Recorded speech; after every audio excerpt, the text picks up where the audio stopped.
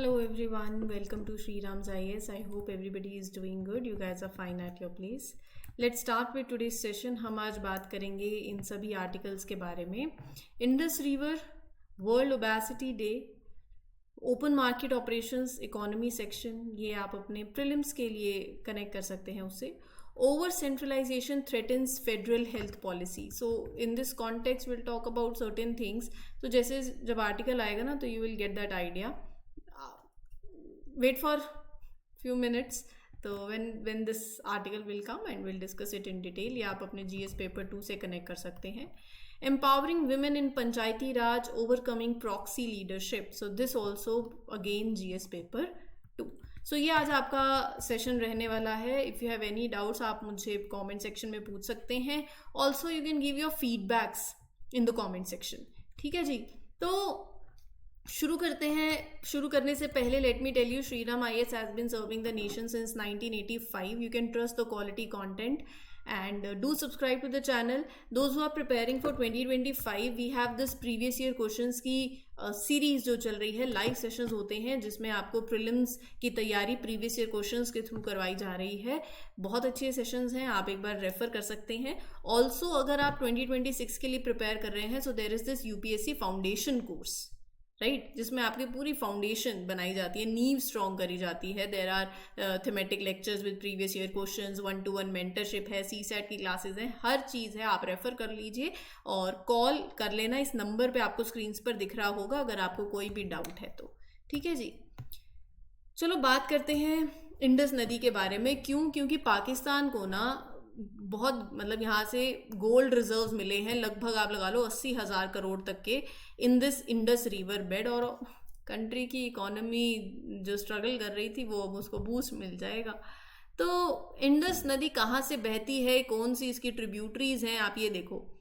Lake Mansarovar काफ़ी लंबी नदी है. ले से पास से क्रॉस करती हुई ये फिर आगे एंटर कर जाती है पाकिस्तान. अब इसके बगल से ही थोड़ा सा नीचे आ जाओ साउथ की ओर, तो यहाँ से जा रही है झेलम. ठीक है. फिर थोड़ा सा और साउथ में आ जाओ तो हिमाचल प्रदेश से निकलती है नदी चेनाब. ठीक है. तो ये झेलम है और चेनाब आगे चलती है और किसको मिल जाती है, झेलम को. ठीक है जी. तो ये दोनों नदियां मिल गई. अब थोड़ा सा और नीचे हिमाचल प्रदेश में आ जाओ तो ब्यास नदी यहाँ से गुजरती है और ब्यास फिर आगे अगर आप देखोगे तो रवि हो गई और फिर सॉरी ब्यास तो ये उसके नीचे रवि है. रवि नदी जो है जब ये झेलम और जनाब आपस में मिलती हैं तो फिर इसको आगे रवि मिल जाती है. रवि मिल गई और ब्यास जो है वो शुरू में थोड़ा सा ही डिस्टेंस ट्रेवल करती है और सतलुज को पहले ही मिल जाती है. बिफोर एंटरिंग पाकिस्तान पंजाब के अंदर ही ब्यास और सतलुज का मिलन हो जाता है और फिर सतलुज आगे बढ़ती है और फिर जो ये सारी मिली हुई हैं तीनों, इनको सतलुज ज्वाइन कर देती है आगे और सतलुज फिर आगे जाके इंडस को मिल जाती है. ये मैप मैंने आपको जो इतना डिटेल में बताया है ये इंपॉर्टेंट है, तभी बताया है. अब एक बात ध्यान में रखना कि कौन सी नदी जो है, कौन सी ट्रिब्यूटरीज हैं, जैसे ICJ ये पाकिस्तान को एलोकेट कर दी. ठीक है, ऐसे था. अब इंडस रिवर जो है ये longest river, it is one of the longest river in Asia. ये मानसरोवर मैंने आपको दिखाया, तिब्बत वहां से शुरू करती है ये नदी और अरेबियन सी में फाइनली इट फॉल्स इनटू. इसकी सतलुज, ब्यास, रवि, चेनाब, झेलम ये सारी इसकी ट्रिब्यूटरीज हैं. It flows through China, India, Pakistan. तो एक सोर्स ऑफ वाटर है for agriculture, hydro power and human consumption also. The Indus flows through India only through the union territory of Ladakh. तो मैंने आपको ये मैप में दिखाई दिया है. Just a minute. ठीक है, ये आप देख सकते हो. ठीक है जी, आगे बढ़े. हाँ, तो इसका जो ड्रेनेज बेसिन है वो लगभग मतलब आप लगा लीजिए 11,65,500 स्क्वायर किलोमीटर एरिया को कवर करता है, जो तिब्बत, इंडिया, पाकिस्तान और अफगानिस्तान में पड़ता है. और ये जो पूरा ड्रेनेज एरिया है it is bounded on the north by Karakoram and Haramosh ranges, on the east by Himalayas, on the west by Sulaiman and Kirthar range and on the south by Arabian sea. तो आपसे पूछा जा सकता है east west north south.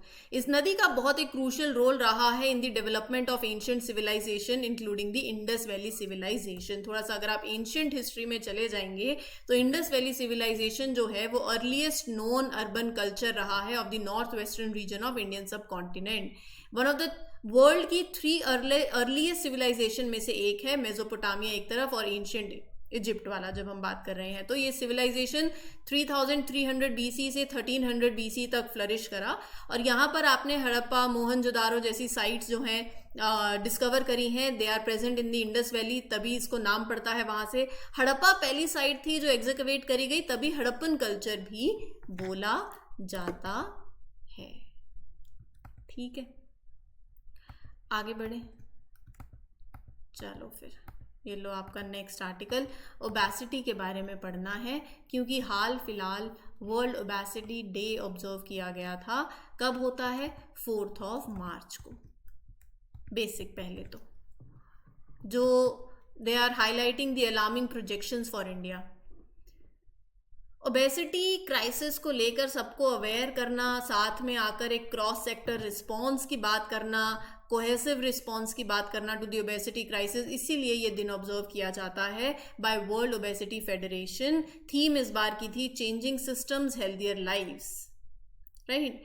Awareness बढ़ाना, encourage advocacy, policies और improve करना, अपने एक्सपीरियंसेस शेयर करना related to obesity prevention and treatment.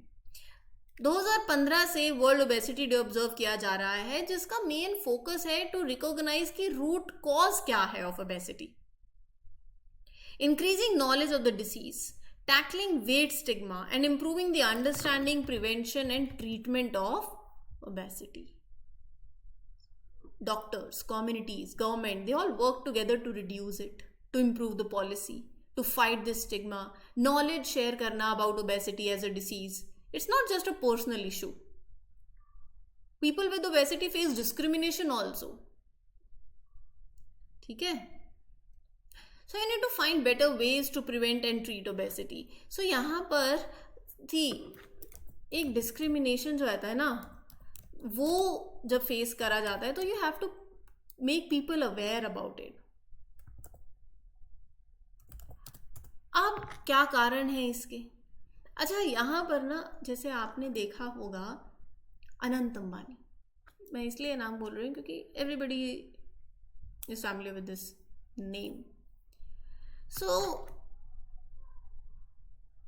अनंत अंबानी का जो ओबेसिटी स्ट्रगल रहा है आपने देखा होगा, you all have seen during his marriage also overall की how he was facing this जो चैलेंजेस आते हैं। सो नीदा अंबानी जी ने इस बारे में बात भी करी कि my son was facing the significant challenge with his weight from a very young age, right? So अब see we have to understand कि क्या ट्रेंड है। obesity is increasing rapidly in India and by 2050 आप देखो data क्या कह रहा है, India is expected to have 440 million obese and overweight people by 2050। China के बाद आप दूसरे नंबर पे आ जाओगे। ओबेसिटी और ओवरवेट बॉयज़ में इंडिया के अंदर वो बड़ा है।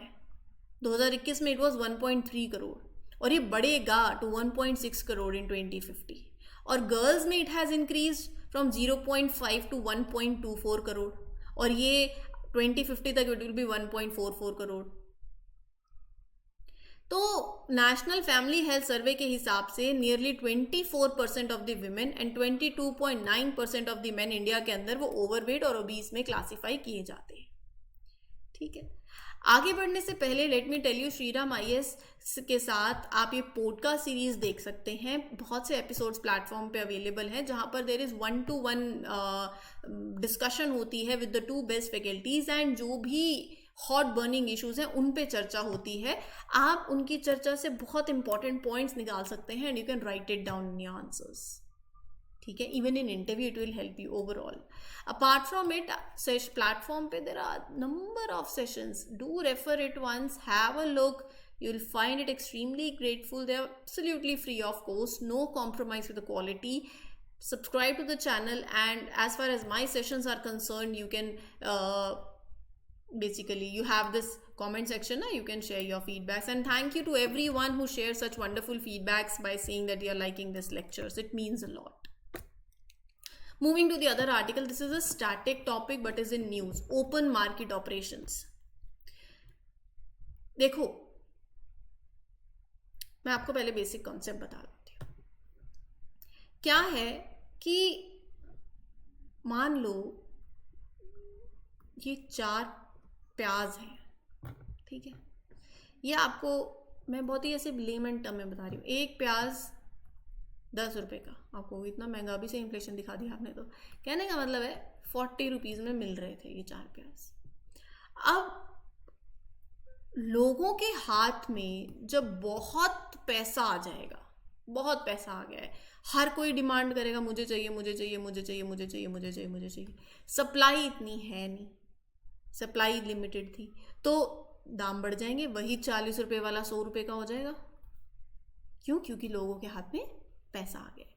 अब अगर आपको सॉल्यूशन क्या है, लोगों के हाथ से पैसा खींच लो वापस, तो यही आरबीआई करती है via open market operations. RBI अगर इन्फ्लेशन ज़्यादा हो रखी है, उसको कंट्रोल करना है, तो लोगों के हाथ से पैसा लेगी. राइट. गवर्नमेंट सिक्योरिटी के थ्रू, राइट. तो गवर्नमेंट सिक्योरिटी सेल करेगी. ठीक है. तो यहां पर बेसिकली आप पहले इसको सेल और बाय को छोड़ो, तो यहां पर आरबीआई क्या करेगी, मार्केट से पैसा खींचेगी वापस. और अगर डिमांड नहीं है, लोगों के पास पैसा नहीं है, तो आरबीआई मार्केट में पैसा डालेगी. ठीक है. ये 2 कॉन्सेप्ट समझ आ गए, बस यही है. अब यहां पर आरबीआई ने क्या किया है कि मैं 1.9 लाख करोड़ आरबीआई इन्फ्यूज कर रही है, डाल रही है बैंकिंग सिस्टम के अंदर through open market purchases of the government security. तो आरबीआई गवर्नमेंट की सिक्योरिटीज को परचेज कर रही है, परचेज कर रही है और मार्केट में पैसा डाल रही है, बाय कर रही है. ठीक है. और रिवर्स में क्या करती है आरबीआई, सेल करती है. ठीक है. सेल करेगी, मार्केट से पैसा खींचेगी, या मार्केट में पैसा डालेगी या मार्केट से पैसा खींचेगी, डिपेंडिंग अपॉन दी इन्फ्लेशन. तो ओपन मार्केट ऑपरेशन एक मॉनेटरी पॉलिसी टूल है जो सेंट्रल बैंक यूज करता है मनी सप्लाई को कंट्रोल करने के लिए by buying the government securities और selling the government securities in the open market. जब सेंट्रल बैंक इन्फ्लेशन को रिड्यूस करना चाहता है, मनी सप्लाई को रिड्यूस करना चाहता है, तो वो सेल करता है सिक्योरिटीज को. आप बेचोगे, पैसा आएगा ना आपके पास, आप पैसा खींच रहे हो, राइट. और अगर उसे इकोनॉमी को स्टिमुलेट करना है, मार्केट में पैसा डालना है, तो वो क्या करती है, अभी जो वो कर रही है, मार्केट में इन्फ्यूज करेगी. It will by the government security, वो खरीदेगी और पैसा डालेगी. तो आरबीआई इसको यूज करती है ऑपरेशन को in order to adjust the rupee liquidity conditions in the market. जब आरबीआई को लगता है कि मार्केट में लिक्विडिटी बहुत ज्यादा है, तो आरबीआई क्या करेगी, सेल करेगी गवर्नमेंट सिक्योरिटीज, सेल करेगी and it will suck out the rupee from the market. Selling the securities, अगर सिक्योरिटी बेच रही है, सेल कर रही है, it will remove the money from the system. आप पैसा दे रहे हो ना, आप आरबीआई अगर बेच रही है, सेल करेगी, तो पैसा आरबीआई के पास आएगा, राइट. तो जब पैसा मार्केट से खिंच रहा है, वापस जा रहा है, तो आरबीआई जब सिक्योरिटी सेल करेगी, तो selling securities removes money from the system. It raises the interest rates, makes loans more expensive and decreases the economic activity. ठीक है. तो मान लो ये बैंक है, आरबीआई ने सिक्योरिटी सेलिंग करी है. जब आरबीआई सिक्योरिटी सेल करेगी, तो मार्केट से पैसा आएगा. ठीक है. जब मार्केट से पैसा आएगा, तो बैंकों के पास मान लो पहले इतना पैसा था देने के लिए, अब अगर इतना पैसा है, कम पैसा है देने के लिए, तो बैंक इंटरेस्ट रेट बढ़ा देगा. अपना इंटरेस्ट रेट बढ़ाएगा, लोन एक्सपेंसिव होंगे, तो क्या आप जाके लोन लोगे? नहीं लोगे. इकोनॉमिक एक्टिविटी डिक्रीज कर जाएगी. सो जब liquidity is sucked out, it can lead to a spike in the bond yield. ये आपके प्रीलिम्स के लिए भी इंपॉर्टेंट है, right. as the RBI will release more government securities into the market and bond buyers demand more interest rate on these securities. ठीक है, समझ आया? तो ओवरऑल कॉन्सेप्ट ये है कि आरबीआई ओपन मार्केट ऑपरेशंस के थ्रू कब गवर्नमेंट की सिक्योरिटी सेल करती है और कब बाय करती है, राइट? चलिए आगे बढ़ते हैं. हाँ, उसका उल्टा मैंने आपको बता ही दिया है. जब आरबीआई बाय करेगी सिक्योरिटी को तो सिस्टम में पैसा डालेगी, सिस्टम में अब बैंक के पास पैसा आएगा. जब पैसा आएगा तो आपको कम इंटरेस्ट रेट पे लोन मिलेगा, लोन लेना आसान होगा और इकोनॉमिक एक्टिविटी बूस्ट होगी. ठीक है जी. The ruling that ended domicile-based reservations in postgraduate medical admissions ignores the practical challenges of managing public health. क्या हुआ? 2025 में अभी सुप्रीम कोर्ट की जजमेंट आई in case of doctor Tanvi Behl versus Shrey Goyal 2025.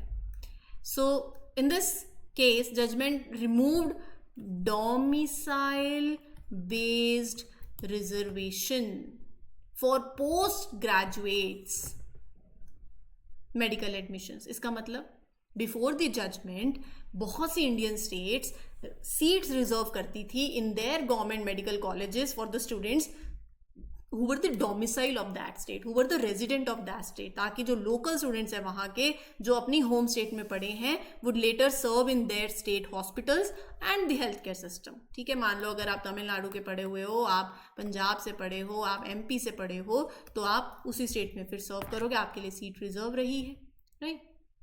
Domicile. सी, अब ये रूलिंग इंपॉर्टेंट क्यों है? Because this ruling ensures that only the most qualified students regardless उनकी क्या भी होम स्टेट हो, they get admission into the medical college. Domicile reservation क्या है मैं आपको बताऊंगी अभी, बट इतना अब आपको थोड़ा सा आइडिया लग गया है, right? So without domicile reservation student किसी भी स्टेट का हो, they might study in that particular states medical college, right, but not stay to serve there. There can be shortage of doctors in some states. So states invest in the government medical colleges. क्यों करती हैं? क्योंकि expect करती हैं कि जो उनके local students हैं they will serve in their hospitals. अगर डोमिसाइल रिजर्वेशन नहीं होगी तो स्टेट्स में feel less motivated to invest in these institutions. Public health care system weak हो सकता है in the long run. Now domicile based reservation क्या है? देखो, domicile based reservation means that a certain number of seats in the colleges or the government jobs, they are reserved for the people who are the permanent residents of the particular state or region. अब इसको उन्होंने over centralisation से क्यों connect किया कि it is a threat to federation? Federation में आप देखो स्टेट्स के पास अपनी अपनी कुछ ऑटोनॉमी है. अगर आप हिस्ट्री में जाएंगे कि इंडिया ने सारी स्टेट्स को टुगेदर साथ लेकर आया, यूनियन बोलते हैं हम, राइट? फेडरेशन क्योंकि हम ये नहीं चाहते थे. हिस्ट्री अगर आप देखो, ये जो भी होता है ना, जो सिस्टम आज चलता आ रहा है, दैट इज बिकॉज कि हमें हिस्ट्री से कुछ सीखने को मिलता है.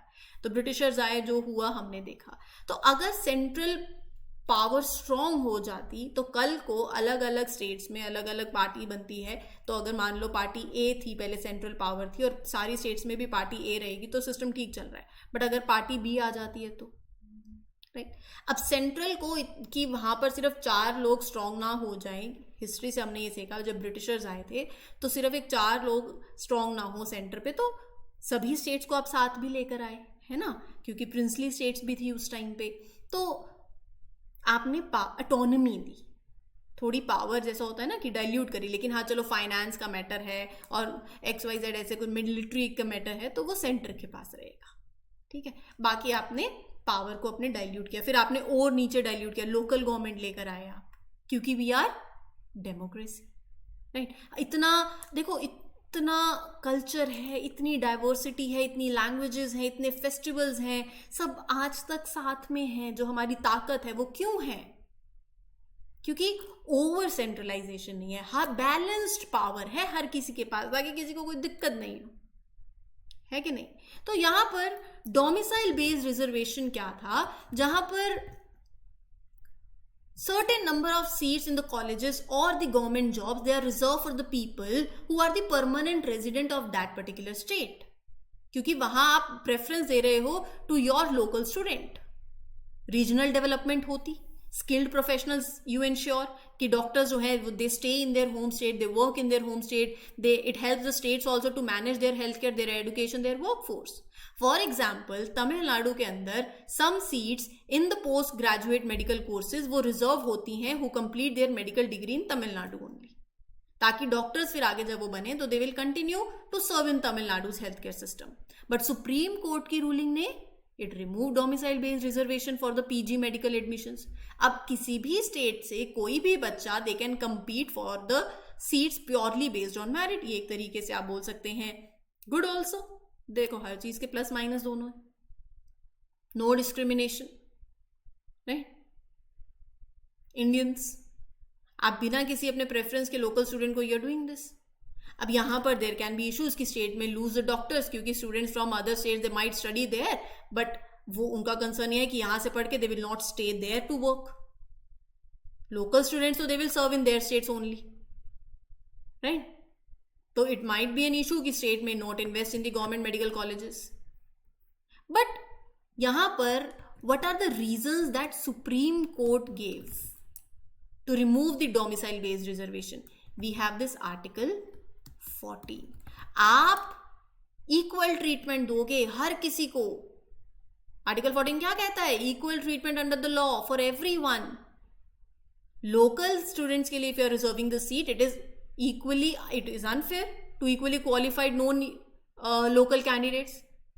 अगर बच्चा किसी और दूसरी स्टेट का है और वो स्कोर कर रहा है high on the entrance exam but उसको एडमिशन नहीं मिल रहा है just because they are not the resident, it is a discrimination, right. So Supreme Court कहता है कि medical education, PG medical education is about specialisation. Best candidate should be selected based on their knowledge, based on their skills, not domicile. So we need to have a uniform system, a single merit based admission. जैसे institutes like AIIMS, the admissions are there purely on the merit base. No domicile reservation is there. But for the state level, domicile based reservation is important. You keep the specialized doctors in the state. You ensure state investments benefit the local health system, right? कुछ states ऐसी हैं जहां पर medical facilities enough नहीं है, doctors enough नहीं है, उन्हें रिटेन करके रखना है अपने ट्रेन प्रोफेशनल्स को. For example north eastern states, they have fewer hospitals, they rely on their locally train doctors who understand their specific health issues of the tribal population, of the rural population, right. So that is also an point. समझ आ गई बात? So there are two ways of it, but we need to have an approach that is balanced approach. Completely remove करना domicile based reservation की जगह we can have a hybrid system, right?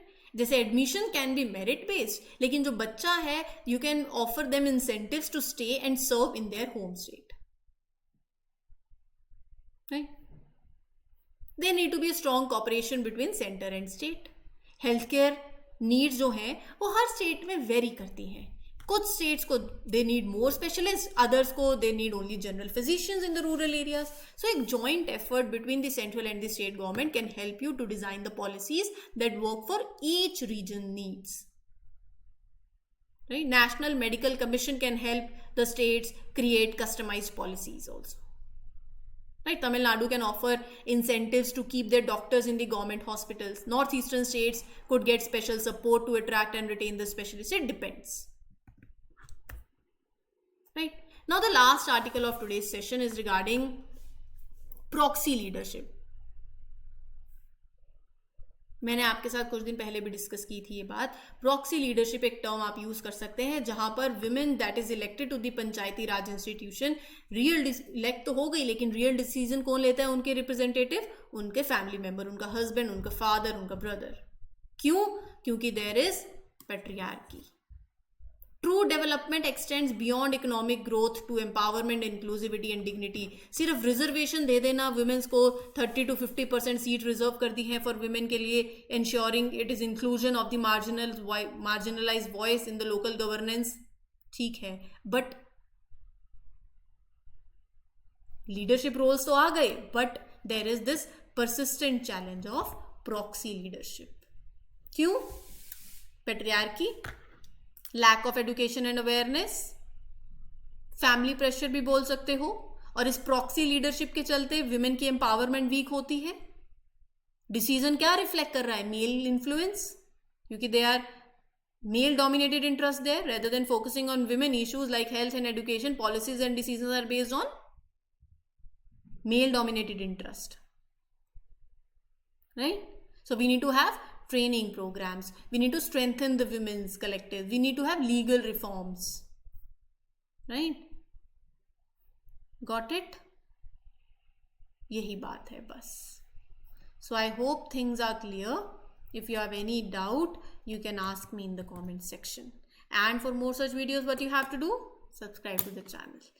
Chaliye, we'll meet you in the next one. Till then, take care. Good luck. Good wishes. Happy learning, everyone. All the best. Thank you.